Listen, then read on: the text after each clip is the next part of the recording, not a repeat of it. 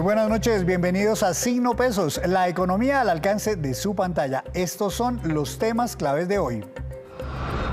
Poda a las nóminas estatales. El presidente Gustavo Petro ordenó a los ministros desmantelar las plantas paralelas de personal en las entidades públicas. La medida fue apoyada por algunos y encendió alarmas, entre otros. Nos acompaña el presidente de la CUT, Francisco Maltés, para analizar este espinoso tema. La magnitud del golpe tributario. Esta noche analizaremos qué tanto se verán afectadas las personas naturales con la propuesta de cambios en los impuestos propuesta por el gobierno. Repasaremos los cambios y sus efectos con el experto tributarista Miguel Fandiño. Alivio en el cobro del 4 por mil. Con la nueva reforma tributaria ya no será necesario registrar una sola cuenta de ahorros para que quede exenta de ese gravamen. Les contaremos detalles de lo anunciado por el director de la DIAN.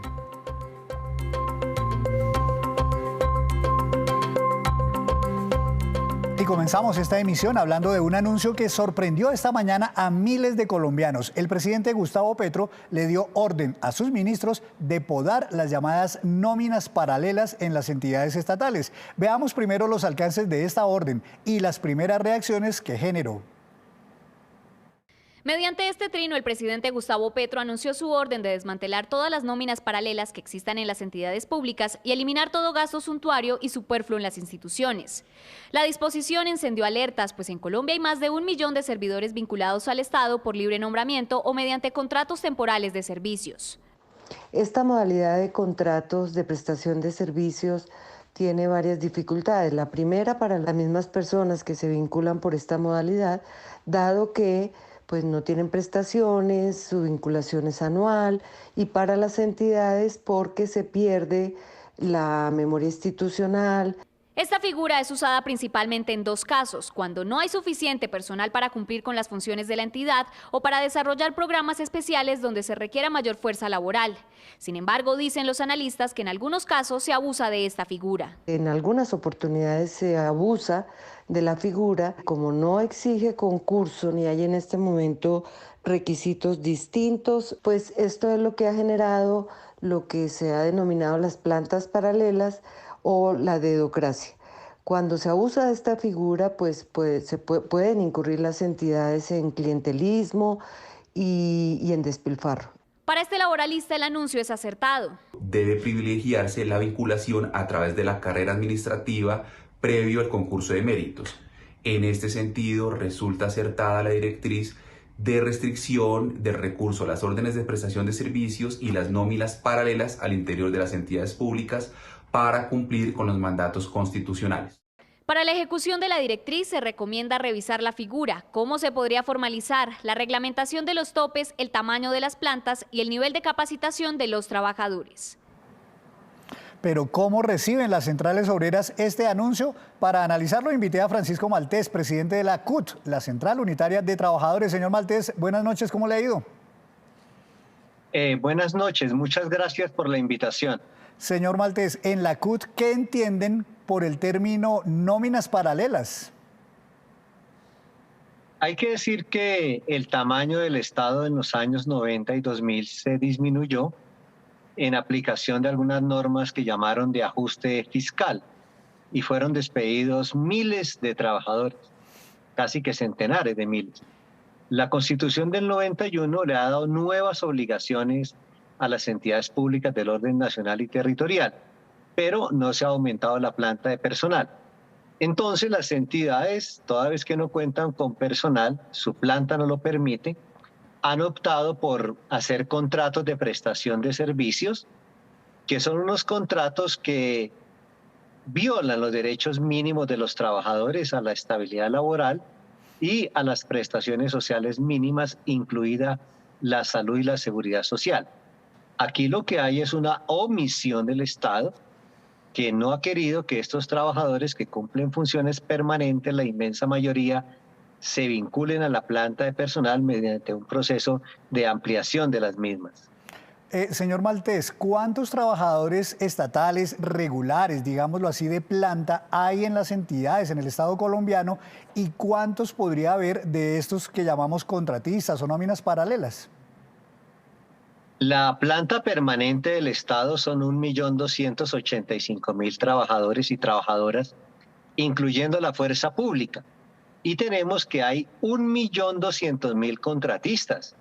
Por ejemplo, en el SENA hay 30.000 contratistas que cumplen funciones permanentes de instructores. En los hospitales públicos, el 90% son contratistas. En la Defensoría del Pueblo, que debe defender los derechos de los ciudadanos, incluidos los trabajadores, hay cerca de 4.000 contratistas que son defensores de oficio. Entonces, así podemos repasar por todas las entidades y vemos que hay una omisión del Estado en abrir las plantas de personal para que se vinculen quienes cumplen funciones permanentes de acuerdo al decreto 2400 del año 68.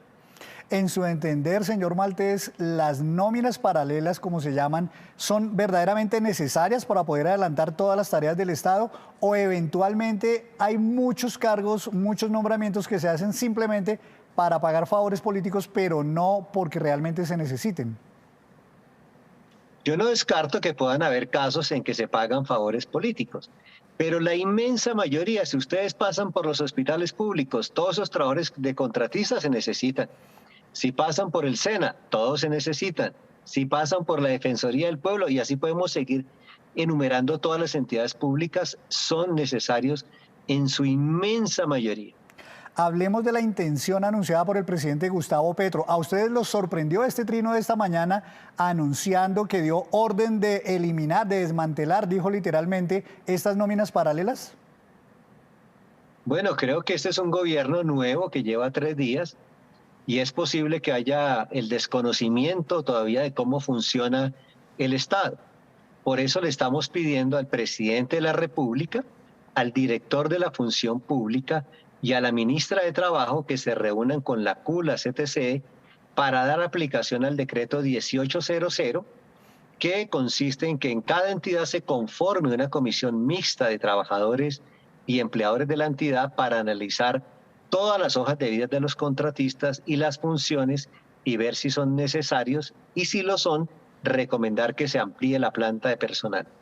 Asumiendo, señor Maltés, hipotéticamente que de verdad empezaran a hacer despidos de estos trabajadores en las entidades estatales, ¿esto generaría indemnizaciones? Uno supone que si a alguien lo contratan hasta diciembre y lo despiden en agosto, ¿tendrán que pagarle o indemnizarle por el tiempo que no pudo laborar? Lo digo con mucho respeto, la indemnización es lo de menos. Imagínense que se despidiera el 90% de los trabajadores de salud. ¿Qué pasaría con la salud de los colombianos y colombianas que están en el régimen subsidiado? Si se despidiera a los defensores de oficio de la Defensoría del Pueblo, los pobres que no tienen derecho a abogado se quedarían sin abogado. Y 1 millón de estudiantes del SENA se quedaría sin instructores porque 30.000 son contratistas. Por eso creo que el tema no es la plata, sino la función social que prestan de servicio a la comunidad. La propuesta de ustedes entonces es ampliar las nóminas permanentes y darle cabida a muchos de estos que hoy solamente son contratistas del Estado. Así es, que eso es cumplir la sentencia 614 del año 2009 de la Corte Constitucional y el artículo 2, parágrafo 2 del decreto 2400 del año 68. Habría que hacer entonces, supongo yo, señor Maltés, algún tipo de convocatorias, de concursos para que esto no sea tampoco a dedo, sino eventualmente, como llaman, por meritocracia. El primer paso es que la Comisión Bipartita recomiende ampliar la planta de personal y una vez se amplíe la planta de personal, la entidad debe convocar a concurso en asocio con la Comisión Nacional del Servicio Civil. Uno creería, señor Maltés, que la orden que dio el presidente a los ministros efectivamente es porque su alcance es sobre las nóminas paralelas del orden nacional, pero eventualmente no sobre las nóminas paralelas que haya en alcaldías, en gobernaciones o en instituciones descentralizadas. Lo que pasa es que, como a veces el mal ejemplo cunde, es posible que de esto se puedan aprovechar también alcaldes y gobernadores, donde hay miles de contratistas cumpliendo funciones permanentes. Por ejemplo, en la alcaldía de Bogotá hay cerca de 60.000 contratistas y la alcaldesa Claudia López se ha negado a dialogar con los sindicatos para ampliar la planta de personal. Una última pregunta, señor Maltés, se la hago con mucho respeto. Siento cierto malestar en las centrales obreras por este anuncio del presidente Petro. Esto, si no se soluciona, si no se concerta, ¿podría dar origen a una primera protesta de los movimientos sindicales en contra del nuevo gobierno? Quiero reiterar la invitación al compañero presidente Petro, al director de la Función Pública y a la ministra de Trabajo a que entablemos una mesa de negociación de forma urgente.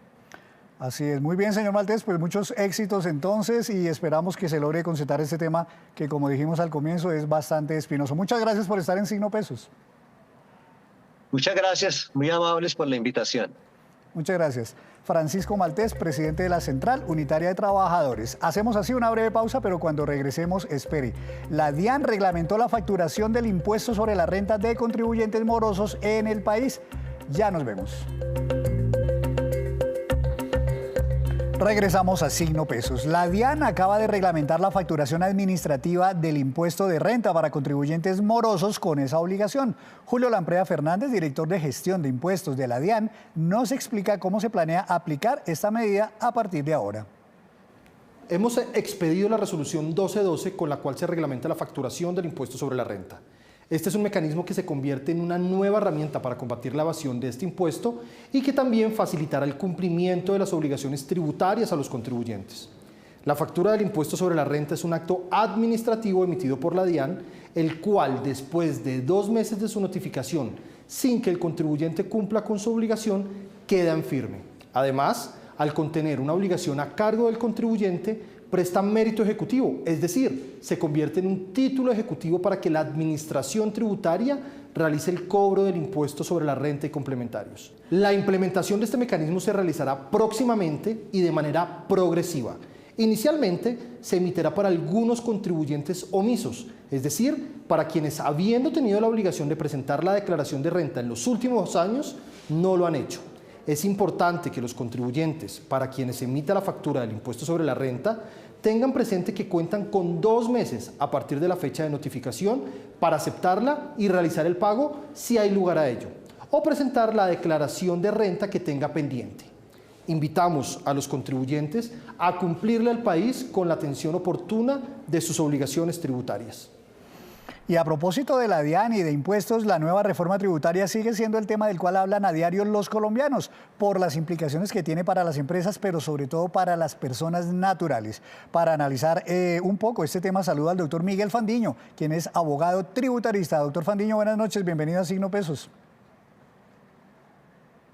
Henry, buenas noches, ¿cómo estás? Muchas gracias por la invitación. Muy bien, a usted gracias. Y quería comenzar, doctor, con un tema que está dentro de la reforma tributaria y que anunció o puso en claro hoy el nuevo director de la DIAN, Luis Carlos Reyes. Y es que él puso en su cuenta de Twitter: se acaba el 4 por 1000 para quienes hagan movimientos menores a 13,3 millones de pesos al mes. Ya existe una exención para una sola cuenta bancaria marcada. En adelante, los bancos deberán consolidar información entre ellos para que la exención aplique sin necesidad de marcar la cuenta. Eso es una buena noticia porque mucha gente tiene marcada pues una sola cuenta, pero de pronto le entra plata por otras cuentas y esas sí quedan grabadas con el 4 por 1000, ¿verdad? Así es, Henry, tal cual como lo planteas, pues la problemática que encierra el 4 por 1000 es que tú solo puedes marcar una única cuenta como exenta del gravamen a los movimientos financieros, con el límite que precisas, que está alrededor de los 13 millones de pesos.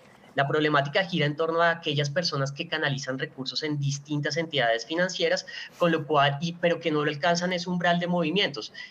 Por tenerlo en distintos establecimientos financieros, pues quedaban grabadas sus operaciones por no estar en esta única entidad. Esta norma tiene como propósito pues que los bancos o los establecimientos financieros tengan una conexión en la información para poder aplicar en debida forma esta este beneficio normativo. Aquí de pronto la complejidad que podría resultar es ponerlo en práctica o aterrizarlo, porque impone una carga a las entidades financieras de dialogar y que ese diálogo de información pues sea en simultánea con las operaciones que realizan los contribuyentes en el giro ordinario de sus negocios durante todos los días. Esto será un reto importante que habrá que ver cómo lo logran implementar las entidades financieras y que tendremos los ojos puestos sobre esto. Así es, de todas Importante maneras. precisar también pues, que el gravamen a los movimientos financieros es un impuesto antitécnico que está desde el año 98 en nuestro sistema, que se incorporó como algo temporal, pero pues bueno, ya todos sabemos que es una fuente importante de recursos para nuestro país. Así es, y queda claro, doctor Fandiño, que no están cambiando ni el cobro ni el porcentaje del cobro, sino que simplemente el tope se mantiene, pero ahora pues no sería a través de una sola cuenta, sino eventualmente de todas las cuentas que uno tenga, se iría sumando hasta que se complete el tope de 13,3 millones. Hablemos, doctor Fandiño, del tema de renta para personas naturales, porque ahí es donde hay muchas inquietudes. En primer lugar, el ministro Ocampo anunció que ahora todos los ingresos que tenga una persona natural serán registrados en la declaración de renta como cualquier otro ingreso, es decir, no tendrá que discriminarse de dónde proviene cada ingreso. ¿Esto es bueno, es malo, simplemente están haciendo más simple la forma de declarar renta?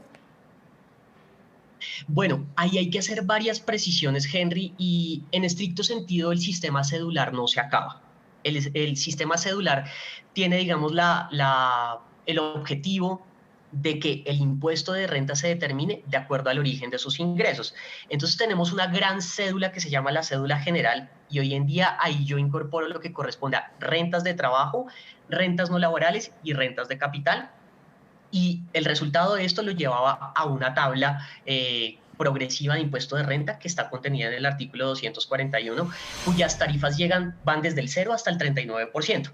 Hoy en día, ¿qué pasa con los cambios que propone en cuanto al sistema cedular el proyecto de reforma?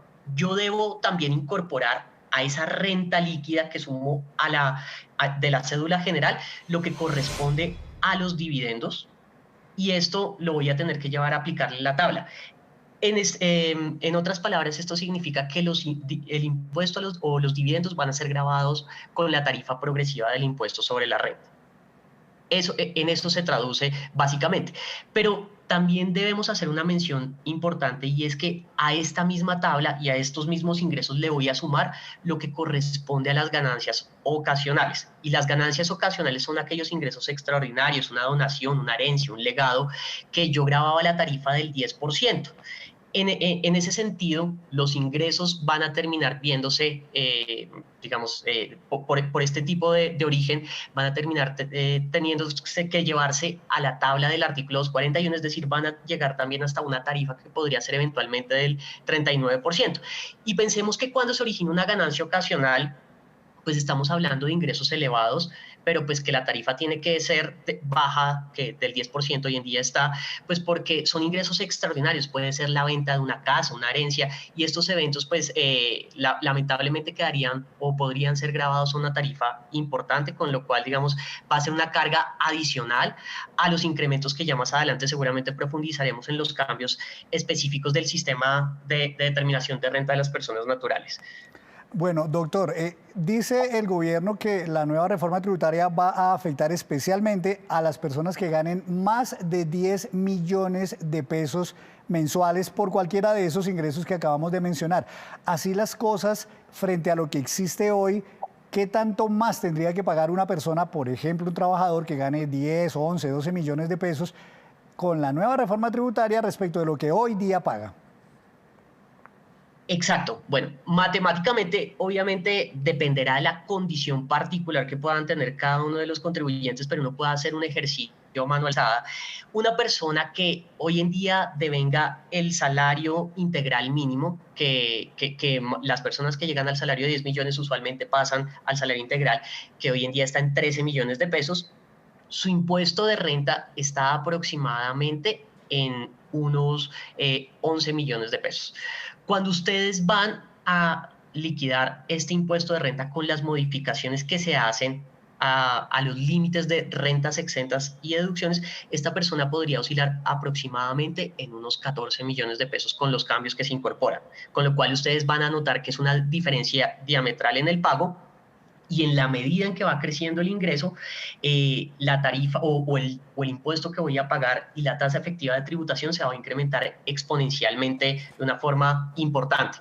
Entonces, aquí, ¿cuál podría ser el mensaje, Henry? Y es algo que hay que poner sobre la mesa y que se echa de menos en el proyecto de reforma.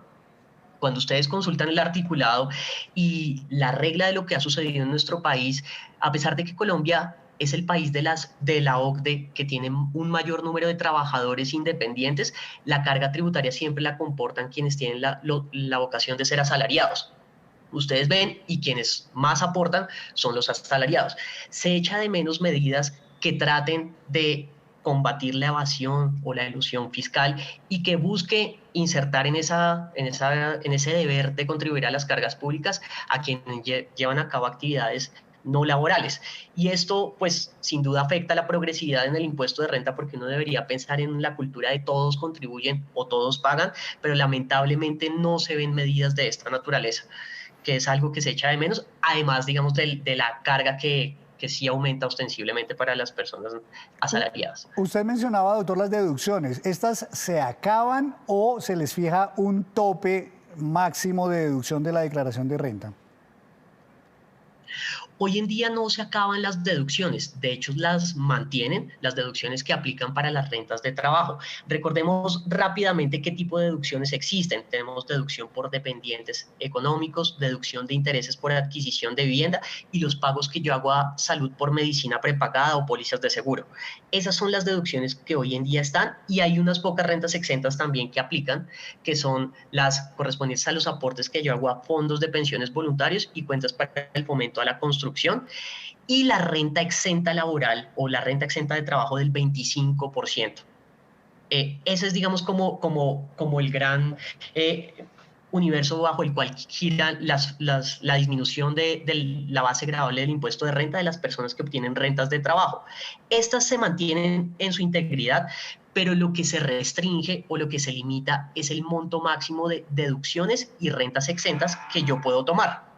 Porque recordemos que hay límites específicos dentro de cada una de estas, pero hay límites generales, y los límites generales fueron los que fueron tocados con gran impacto, que pasa de ser el del 40% del ingreso, que este se mantiene, al límite en VTs, que serían de 1.210 VTs, aproximadamente 45.985.000 pesos, y hoy en día lo tenemos en 191.540.000. Entonces, este tramo que yo tenía para aprovechar el uso de deducción por dependientes, la medicina prepagada, los intereses por adquisición de vivienda, pues se va a ver limitado con un alto impacto, y también limitan lo que corresponde a la renta exenta de trabajo. Esa renta exenta de trabajo, aquí también vale la pena mencionar que no es un beneficio tributario. Simplemente reconocer que quien es trabajador, pues también incurre en gastos para llevar a cabo su actividad productora de renta. Tiene que hacer mercado, tiene que desplazarse, movilizarse, transporte, vestidos, zapatos, alimentación. Y esta renta exenta lo que busca es reconocer que los trabajadores tienen derecho a no afectar ese mínimo vital que es la renta exenta de trabajo, pues porque son gastos en los que él incurre para llevar a cabo la prestación de sus servicios laborales. Y esto pues se reduce de una forma dramática, sustancial, y esto es lo que pega seguramente también, sumado a la limitación de las rentas exentas y deducciones, a que el impuesto de renta de las personas naturales se incremente de una forma bastante importante. Pues, doctor Fandiño, vamos a estar haciéndole seguimiento muy a diario a la evolución de este proyecto en el Congreso, y lo invitaremos nuevamente para ir hablando de nuevos detalles que vayan surgiendo en este trámite del proyecto de reforma tributaria. Muchas gracias por estar en Signo Pesos. Bueno, muchas gracias, Henry, que estés bien. Hasta luego. Muchas gracias. El doctor Miguel Fandiño, abogado tributarista. Hacemos otra breve pausa, ya les contaremos qué dijo el presidente de la ANDI sobre la reforma tributaria al inicio del Congreso de los Industriales que se realiza en Cartagena. Signo Pesos con esta que es la cifra económica del día, 172.500, y corresponde al número de empresas creadas en Colombia entre enero y junio de este año. Eso significa un aumento del 3,7% frente a igual periodo del año pasado. Las cifras de Confecam cámaras revelan además que el 49% de esas nuevas empresas generan al menos un empleo, es decir, que casi 85.000 nuevos negocios de estos le dan trabajo a otras personas. Y en Cartagena comenzó hoy la asamblea anual de la ANDI para ventilar los principales retos y preocupaciones que tiene el sector industrial. Bruce McMaster, presidente de la ANDI, habló de los efectos perjudiciales para la competitividad de las compañías que tendrá la reforma tributaria. Veamos. Que a pesar de tener la notificación de que efectivamente las empresas iban a quedar en condición de competitividad y que se iba a buscar la competitividad, así lo había dicho el director de la DIAN, resulta que no va a ser así y resulta que la mayoría de las empresas van a tener que pagar mayores impuestos. También sus accionistas, lo cual, digamos, es un motivo de reflexión importante para la DIAN y para el gobierno, porque de eso dependerá que Colombia siga siendo o no atractiva para la inversión extranjera o para la inversión de los colombianos dentro de nuestro país. ¿Ese es uno de los mensajes para este gobierno dentro del Congreso? Claro, inclusive vamos a presentar los cálculos que hemos hecho de tasa de tributación, nos está dando muy alta, nos está dando inclusive de las más altas del mundo de nuevo. Y ahora les presento los indicadores económicos que usted debe conocer antes de irse a dormir. La tasa representativa del mercado que regirá mañana es de 4.273 pesos con 82 centavos, bajó 35 pesos con 87 centavos. El petróleo Brent de referencia para Colombia subió 0,82%, se ubicó en $97 con 10 centavos por barril. El precio interno del café colombiano subió y quedó en promedio a 2.240.000 pesos la carga.